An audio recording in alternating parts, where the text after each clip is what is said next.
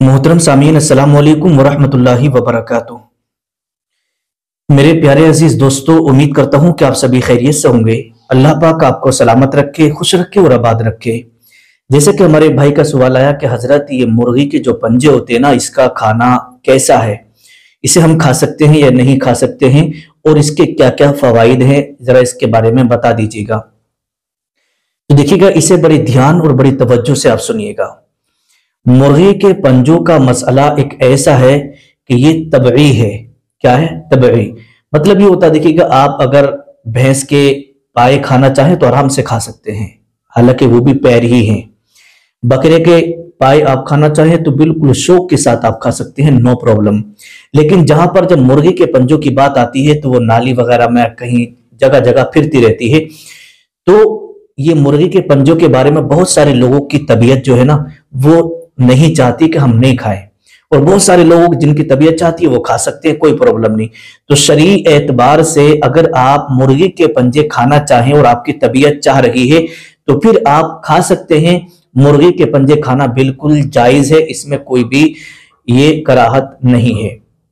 जिस तरीके से भैंस भी गोबर वगैरह में सब में पैर डालती है, वो जब आप उसके पंजे, उसके पैर खा सकते हैं, उसके पाए खा सकते हैं, तो ऐसे इसके भी खा सकते हैं, इसमें कोई प्रॉब्लम नहीं है। लेकिन ये एक तबीयी मसला है, अगर आपकी तबीयत चाह रही हो तो आप खा सकते हैं, और अगर आपकी तबीयत नहीं कर रही खाना तो मत खाइएगा। लेकिन देखिएगा, यहां पर एक खास बात मैं आपको और बता दूं। बहुत सारे लोग जानवरों की कुछ चीजों के बारे में कंफ्यूज हो जाते हैं कि हमें खाना चाहिए कि नहीं खाना चाहिए। लेकिन ये 7 चीजें मैं आज आपको ऐसी बताने के लिए जा रहा हूं, अगर जानवर के अंदर ये 7 चीजें हैं तो इन 7 चीजों का खाना बिल्कुल हराम है। इन 7 चीजों को छोड़कर बाकी आप सारी चीजें खा सकते हैं, कोई प्रॉब्लम नहीं।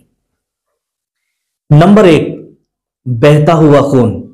बहता हुआ खून, तो ये बहता हुआ खून, जैसे हम जानवर को ज़िबा करते हैं और वो खून निकलता है, बहता है, अगर कोई उस खून को खाना चाहे तो ये बिल्कुल हराम है, क्योंकि वो फासिद खून होता है।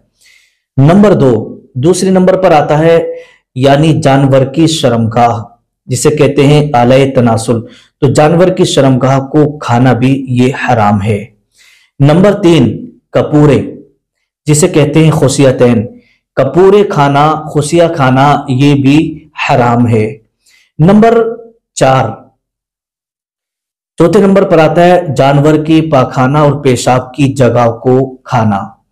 पेशाब और पखाने की जगह को बहुत सारे लोग खाते हैं, लेकिन मुसलमानों के लिए ये खाना हराम है। नंबर 5, गदूद। गदूद बोलते हैं, जैसे कि किसी भी जानवर के यहां पर मोटा मोटा निकल आया, कहीं बाजू में निकल आया, तो जो जगह फूल जाती है उसे गदूद बोलते हैं। और उन गदूदों के अंदर जो है बहुत सारी बीमारियां होती हैं, इसलिए उस गदूद को, गदूद अगर किसी जानवर के अंदर निकला हुआ हो तो उसको निकाल करके फेंक दिया जाए, वो गदूद ना खाया जाए। नंबर 6, मसाना। मसाना खाना भी जानवर का ये भी हराम है। नंबर 7, पित्ता। जो जानवर के अंदर पित्ता होता है ना, तो उसका खाना भी ये हराम है। तो ये 7 चीजें आप अपने जहन में रखिएगा। इन 7 चीजों का खाना शरीयत में हराम लिखा है। इनके अलावा चाहे वो मुर्गी के पंजे हों या भैंस के पाए हों, जो भी आपका दिल चाहे खा सकते हैं, कोई प्रॉब्लम नहीं है। तो मुर्गी के पंजे आप खा सकते हैं अगर आपकी तबीयत चाह रही है तब। अब देखिएगा, रहा मसला ये कि मुर्गी के पंजे जो है ना, ये कैल्शियम इसके अंदर बहुत ज्यादा पाया जाता है। अगर आपकी हड्डियां कमजोर पड़ रही हैं और आपके अंदर कैल्शियम की कमी है और आपकी तबीयत चाह रही है ना, तो आप मुर्गी के पंजे खाइएगा, इससे बहुत जल्दी कैल्शियम की कमी पूरी हो जाती है। और इसी तरीके से अगर आपकी जिल्द सिकुड़ने लगी है या आपके बाल झड़ने लगे हैं, तो बालों को चमकदार और लंबा बनाने के लिए और अपने जिल्द को, अपने चेहरे की स्किन को शाइनिंग रखने के लिए आप मुर्गी के पंजे खाइएगा। तो इसके खाने वाले की कभी जल्दी स्किन पर बुढ़ापा नहीं आएगा। अब रही बात यह कि बहुत सारे लोगों को उठने में, बैठने में बहुत ज्यादा तकलीफ होती है। अगर आपको दिक्कत हो रही है सांस की, या चलने से आपका सांस उखड़ जाता है, तो आप इसे खाइएगा, ये अंदर से मजबूत बना देता है। इसी तरीके से बहुत सारे नौजवान और बहुत सारे लोग वो होते हैं जिन्हें अपनी बॉडी के अंदर कमजोरी का एहसास होता है। तो अगर आपको ये कमजोरी हो रही है, तो इस कमजोरी को दूर करने के लिए आप मुर्गी के पंजे खा सकते हैं। और भी इसके अलावा बहुत सारे फवाइद हैं। अगर आपकी आंखों की रोशनी कम है, इसके खाने से आपकी रोशनी में भी, आंखों की रोशनी में भी इंशाल्लाह इजाफा होगा। और इसके जो बनाने के तरीके हैं वो अलग अलग तरीके हैं।